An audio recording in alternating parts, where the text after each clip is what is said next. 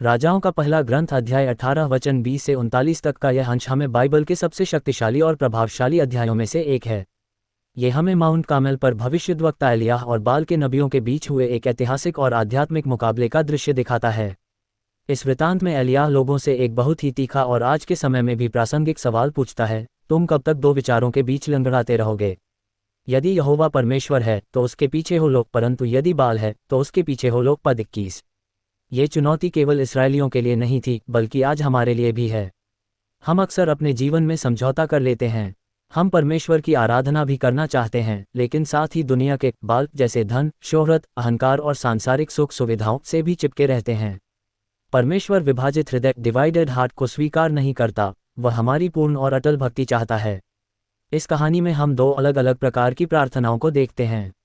बाल के 450 नबी सुबह से शाम तक चिल्लाते रहे, नाचते रहे और खुद को घायल करते रहे, लेकिन न तो कोई शब्द हुआ और न किसी ने उत्तर दिया। इसके विपरीत एलियाह ने एक सरल, शांत और विश्वास से भरी हुई प्रार्थना की। प्रार्थना से पहले उसने यहोवा की टूटी हुई वेदी की मरम्मत की, जो परमेश्वर के साथ हमारे टूटे हुए रिश्ते और व्यक्तिगत प्रार्थना के जीवन को सुधारने का प्रतीक है। उसने वेदी पर बहुत सारा पानी भी डलवाया ताकि यह साबित हो सके कि जो चमत्कार होने वाला है वह पूरी तरह से ईश्वरीय है और इसमें कोई मानवीय चाल नहीं है। जैसे ही एलियाह ने प्रार्थना की, स्वर्ग से परमेश्वर की आग गिरी और उसने बलिदान, वेदी के पत्थरों और यहाँ तक कि पानी को भी भस्म कर दिया।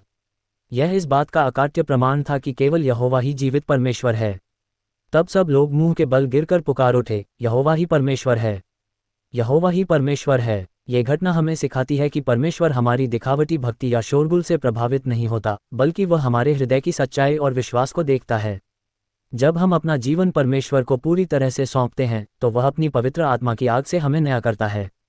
यह आग हमारे पापों को भस्म करती है और हमारे जीवन में परमेश्वर की महिमा को प्रकट करती है। हमें एलियाह की तरह साहसी बनना चाहिए, जो भीड़ के खिलाफ अकेले खड़ा रहा, क्योंकि वह जानता था कि जीवित परमेश्वर उसके साथ है। प्रार्थना। हे सर्वशक्तिमान और जीवित परमेश्वर, हम धन्यवाद देते हैं कि आप ही हमारे एकमात्र सच्चे प्रभु हैं। पिता, हमें क्षमा करें जब हम अपने जीवन में आपके साथ साथ सांसारिक चीज़ों और मूर्तियों को भी महत्व देने लगते हैं।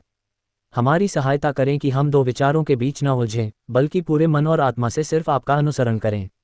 प्रभु, हमारे हृदय की टूटी हुई वेदी की मरम्मत करें और अपनी पवित्र आत्मा की आग से हमारे जीवन को शुद्ध करें। हमें एलियाह के समान अटूट विश्वास, शांति और साहस प्रदान करें ताकि हम दुनिया के सामने आपके सच्चे गवाह बन सकें। हमारी दिखावटी भक्ति को दूर करें और हमें आत्मा और सच्चाई से आराधना करने वाला बनाएं। यीशु मसीह के पवित्र नाम में मांगते हैं, आमीन।